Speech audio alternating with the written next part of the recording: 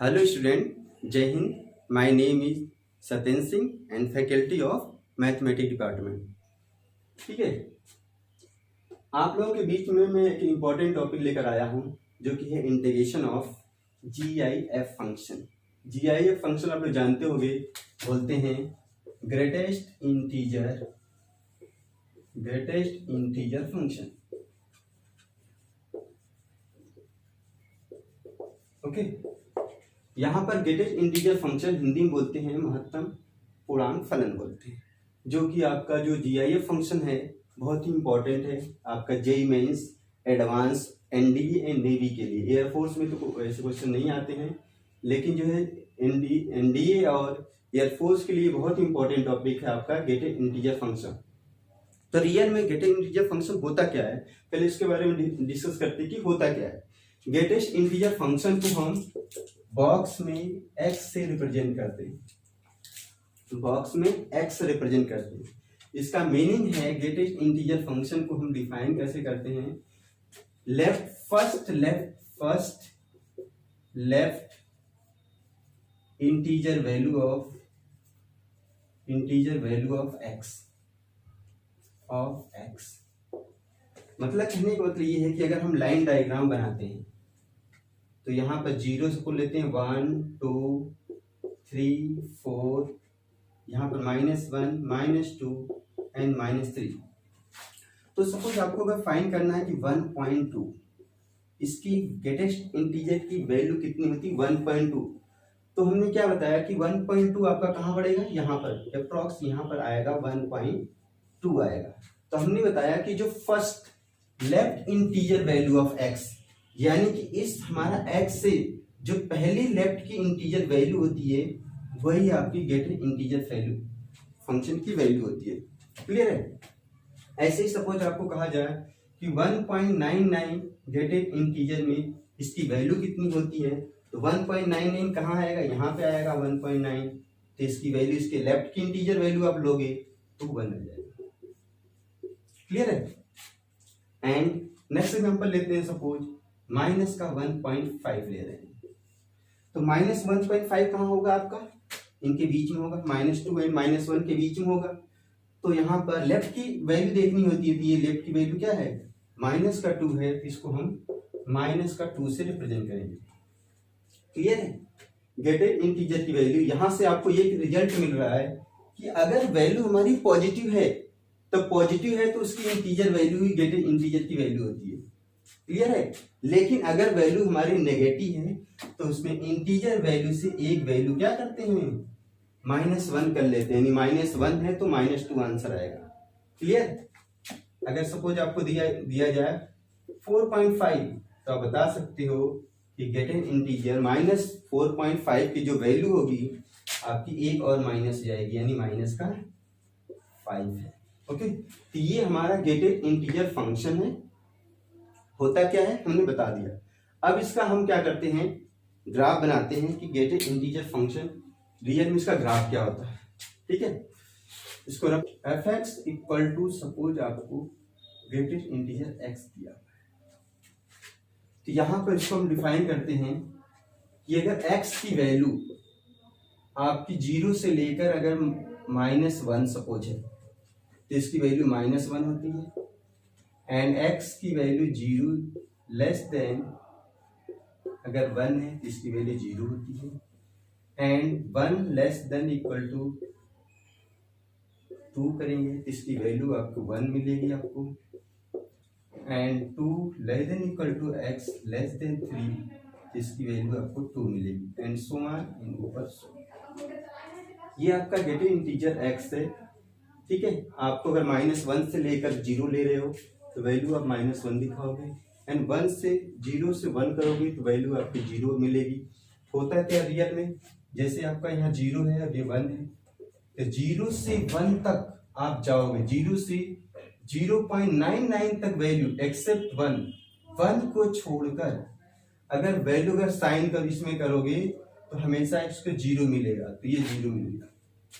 ऐसे ही सिमिलरली आपको 1 to 2 दिया हुआ है, तो 1 to 2 में जो है जो भी वैल्यू आप असाइन करोगे तो हमेशा जो है 1 मिलेगा। ठीक, एक्सेप्ट 2 को छोड़कर ये आपको 1 मिला। ऐसे ही आपका 2 to 3 में वैल्यू आपको 2 मिलेगी। ये इसका जो है फंक्शन की वैल्यू है, ठीक है। अब इसी को हम प्लॉट करते हैं। यहां आप दे रहे हो 0 1 2 3 4 या -1 -2 एंड -3 माइनस का 4 दिखा रहे हो। ओके, यहाँ पर आपका -1 -2 माइनस का 3 है, यहाँ पर 1 है 2 है 3। अब देख रहे हो कि -1 से 0 तक, -1 से 0 जब करेंगे तो वैल्यू आपकी माइनस का 1 है, ये आपकी माइनस का 1। ओके, एंड 0 to 1 में आपको 0 है, तो 0 to 1 में वैल्यू क्या होगी? 0 होगी एक्सेप्ट 1। ओके, यहाँ पर ठीक है। आगे 1 to 2 की बात करेंगे तो वैल्यू 1 मिलेगी, यानी एक्सेप्ट 2। 2 to 3 में करेंगे तो वैल्यू सिमिलरली जो है आपका ये ग्राफ बनेगा इसका। तो इसको एक और नाम से हम जानते हैं स्टेप फंक्शन, क्योंकि क्या स्टेप बाय स्टेप है। स्टेप पे 1 पे सीधे जंप कर जा रहा है, यहाँ पर 2 पे जंप कर रहा है, ठीक है। ये फंक्शन होता है। अब ये हमारा गेटेड इंटीजर फंक्शन है, इसी को हमें इसी का इंटीग्रेशन फाइंड करना है। क्लियर है? तो एक क्वेश्चन लेकर एक्सप्लेन करता हूं। सपोज आपको इंटीग्रेशन फाइंड करना 0 to 2 greatest integer x dx, ये आपको फाइंड करना है। तो इंटीग्रेशन का मीनिंग एरिया भी होता है। जितनी पार्ट आपको दे रखा उसका एरिया निकाल लो, वो आपका इंटीग्रेशन के इक्वल हो जाएगा। तो लिमिट आपको 0 to 2 जाना है, ग्रेटेड इंटीजर x dx लेना है। तो देखो 0 से लेकर यहाँ तो कोई हमें एरिया नहीं मिल रहा है, लेकिन 1 से 2 में आपको ये एरिया मिल रहा है। तो इसका आप एरिया भी निकाल सकते हो। ये आपका रेक्टेंगल बन गया, आपका ये 1 है, ये 1 है, स्क्वायर हो गया, तो इसका एरिया जो हो जाएगा आपका 1 के स्क्वायर, ठीक है। तो 1 हो गया, तो इसका इंटीग्रेशन 1 भी आ सकता है। ओके, लेकिन अगर हम इसको तोड़ते हैं ये हो जाएगा स्टेप फंक्शन होता है, यानी 0 से 1 जाओगे, 0 से 2 नहीं जा सकते। स्टेप फंक्शन है, 0 to 1 होगा। तो 0 to 1 में जब बात करेंगे तो 0 से 1 के बीच में वैल्यू क्या होती है? 0 होती है, तो आपका 0 dx हो जाएगा। प्लस आगे जो है 1 to 2 की बात करते हैं। 1 to 2 करेंगे तो 1 to 2 में क्या है? वैल्यू हमारी 1 मिल रही है, ये 1 है, तो 1 dx हो जाएगा। आपका इसका इंटीग्रेशन आप जानते हो, ये 0 हो जाएगा। 1 का इंटीग्रेशन x होता है, तो x हो जाएगा, और ये लिमिट है 2 - 1, तो ये भी आ जाएगा 1। तो आप एरिया से अगर ग्राफ से फाइंड करना चाहते हो तो 1 है, अगर ग्राफ से नहीं, ठीक है, एल्जेब्रिक मेथड से सॉल्व करना चाहते हो तो इसकी वैल्यू 1 मिल रही है। क्लियर है? Equation of 0 to 1 and greatest integer x dx की बात है। ओके, तो यहां भी आप करोगे, जब ये 0 to 1 करोगे तो 0 dx मिलेगा, प्लस 1 to 2 करोगे तो 1 dx मिलेगा, प्लस 2 to 3 करोगे तो 2 dx मिलेगा आपको, plus dot dot dot plus n-1 से n करोगे तो आपको n-1 dx मिलेगा। क्लियर है? ये तो आपको 0 मिल जाएगा, इसे आप सॉल्व करोगे तो 1 मिलेगा, इसे आप सॉल्व करोगे तो 2 मिलेगा, डॉट डॉट डॉट प्लस यहाँ आ जाएगा n-1 आ जाएगा। ये AP बन रही है 1 + 2 + 3 प्लस डॉट डॉट n-1 बन रहा है, तो इसका फार्मूला n × n-1 अपॉन 2, ठीक है। तो इसको समेशन ऑफ n-1 भी बोलते हैं, समेशन ऑफ n-1 बोलते हैं। तो एक फार्मूला हमने आपको बता दिया, integration of 0 to n greatest integer x dx जब होगा तो उसका फार्मूला होता है n × n-1 अपॉन 2 होता है, ठीक है। अगर ये आपको याद है तो आप डायरेक्टली जो है आपको ब्रेक करने की जरूरत नहीं पड़ेगी, आप डायरेक्टली जो है इसको ब्रेक कर सकते हो n × n-1/2। फॉर एग्जाम्पल लेते हैं, देख सकते हो आप लोग, एग्जाम्पल लेते हैं।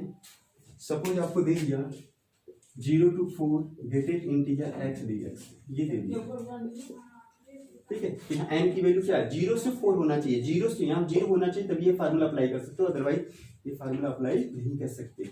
यहाँ n की वैल्यू 4 है तो 4 इंटू 4 माइनस 1 अपॉन में 2 कर सकते हो, आ जाएगा 4 इंटू 3 अपॉन में 2, इससे कैंसिल आउट हो जाएगा, आंसर है 6। तो डायरेक्टली ये फार्मूला आप अप्लाई कर सकते हो। फॉर एग्जाम्पल 0 to 2, ये dx के लिए करोगे 2 इंटू 1 अपॉन में 2 1 आ जाएगा। ऐसे ही similarly 0 to 3 greatest integer x dx करने की बात आएगी 2, आप यहाँ पर कर सकते हो 3 इंटू 2 अपॉन में 2 से 2 कैंसिल आउट, आ जाएगा आपका 3 हो जाएगा। ये सिंपल, आपको जब ग्रेटेस्ट इंटीजर फंक्शन होगा ये फार्मूला आप इजीली अप्लाई कर सकते हो, n into n minus 1/2 apply कर सकते हो। क्लियर है? जैसे सपोज आपको दे दिया 0 to 2 x/2 दे दिया, फिर क्या करोगे? 0 to 2 x/2 greatest integer function के साथ x/2 दिया हुआ है। अब ये फार्मूला अप्लाई नहीं कर सकते, इसके लिए करना क्या? देखो, जब भी ये dx है, ये dx है, इसका मतलब यहाँ x की वैल्यू है, ये x की वैल्यू है, ये यहाँ भी ये x की वैल्यू है, नॉट x/2। तो हमें क्या चाहिए? तो x/2 ये है आपका, ओके।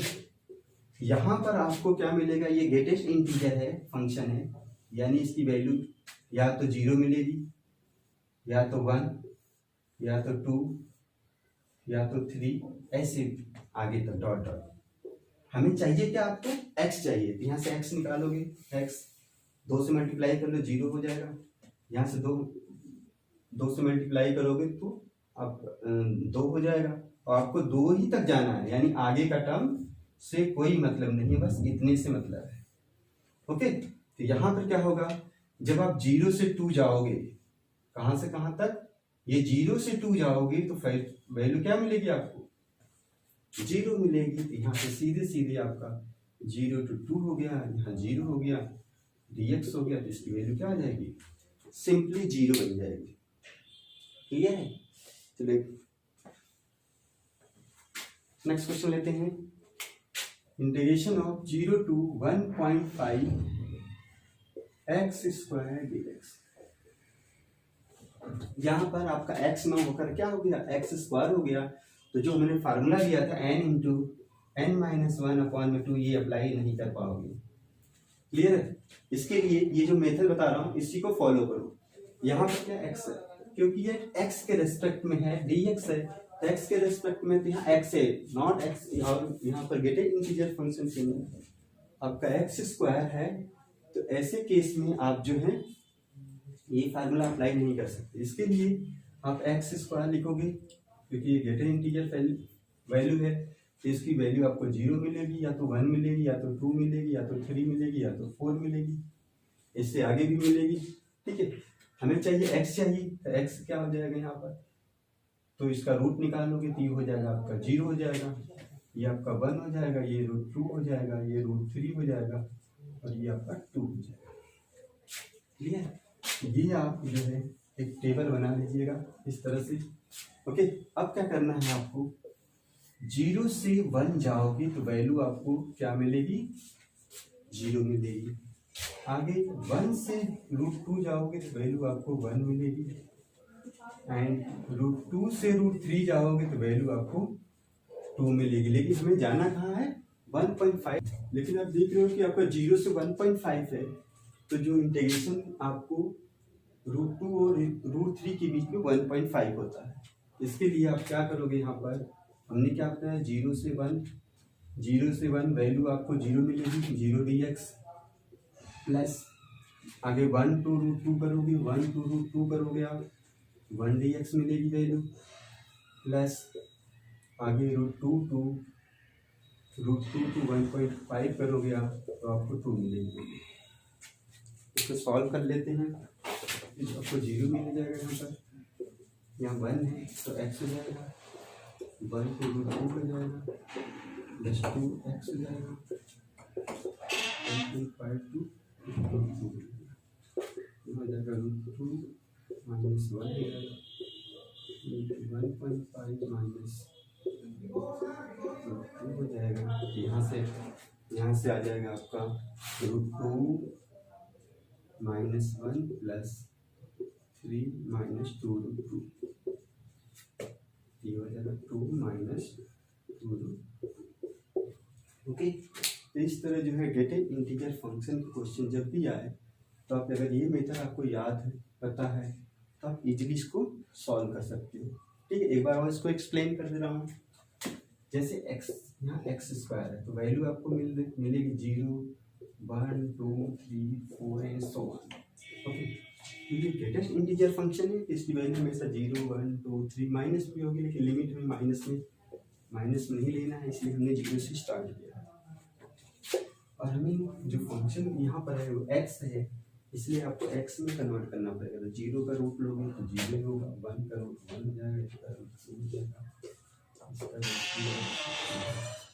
आगे से मतलब नहीं है, क्योंकि हमें कहाँ तक जाना है, 1.5 तक करना है, तो 1.5 इसके बीच में आएगा, ये 1.5 है। तो 0 से 1 जब लोगे वैल्यू तो आपको मिलेगी गेट एन इंटीजर फंक्शन की वैल्यू 0 मिलेगी।